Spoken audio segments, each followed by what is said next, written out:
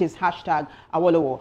So netizens, for some reason, are beginning to remember Chief Obafemi Awolowo. And then they were telling people online, really, for those who don't know, that one of the reasons that education in Nigeria's western region thrived was because Chief Obafemi Awolowo implemented free primary education, absolutely, and also free healthcare for women. Now, this particular person, he's just history, that's his name. He said Obafemi Awolowo, the man who brought free primary education to Nigeria in 1955. Chief Obafemi Awolowo introduced the first universal primary education program in Nigeria's western region, making history as a true visionary in education reform. There's another tweet I'd like for you to take a look at before I have you comment on this particular one, Ushiji. Let's take a look at the next one. So Nibarumi says, I have a stinging thread I've still not made about Awolowo and the Midwest. But all things considered, he was heads and shoulders above Azikiwe and Balewa. Pretty impressed with some of his postulations. He had a clear idea on how a complicated country like Nigeria should be run. So let me come to you, Shiji. President Tinubu just marked his second-year anniversary, yesterday really. And that is coming on the heels of stories that hit the net, really, actually broke the net of students in some parts of the nation writing or sitting for their WAEC examinations using candlelight and torches. Now, people are saying that the education sector in Nigeria is suffering, and they are saying maybe the president should sit back and take a look at what Chief Obafemi Awolowo did, and maybe he might get it right. What's your reaction? Okay, for every Chief Obafemi Awolowo, let me first start by saying Chief Obafemi Awolowo is an icon.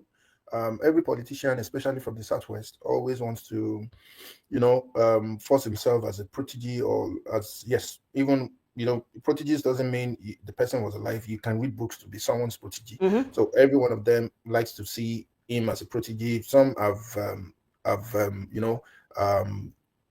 blended their dressing with ISCAP just to Mm-hmm.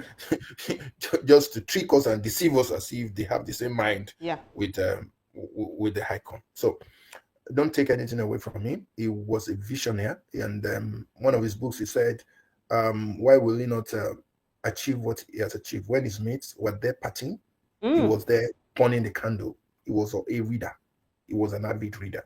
So he didn't have his spare time for frivolities. He was always reading. So you will see that in the lives of, even I have friends that are like that, I look up to, that anytime I need to, make good statements out of life or maybe a project, I have to go see them. I have to talk to them.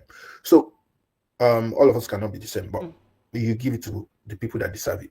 Having said that, every generation faces their peculiar challenges. This time that we're talking about, some people also wanted to stone Chief Obafemi Awolowo. Do you know that it was taxes that they were using to run free education? Yeah, from the cocoa, funds from the cocoa, from that region. And let me tell you how they were doing it. From the books we have read and from the stories we had. Sometimes when you are coming from the farm and you have your basket of produce on your head, they will stop you, ask for your tax papers. God help you, you are not able to produce it. They will seize your items until you produce your tax papers. Not that they want to go and destroy it, but you must pay what you owe so that your children can be sent to school. But those people at that time, they didn't see the future. They believed somebody was using force is it by force to send children to school?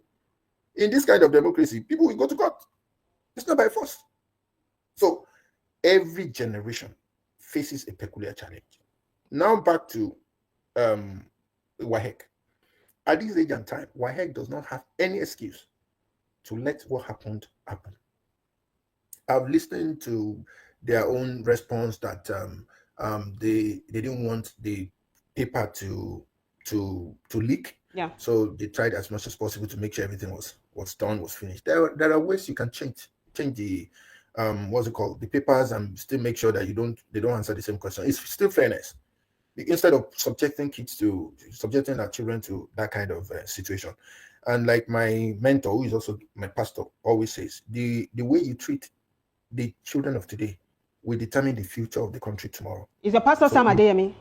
Yes. So we played the video. He had a very, very strong reaction to what happened with children. He said that's why kids of today are like they are. But I'm trying to rush us up so that we'll wrap this up. You have said very well all that needs to be said on this particular hashtag.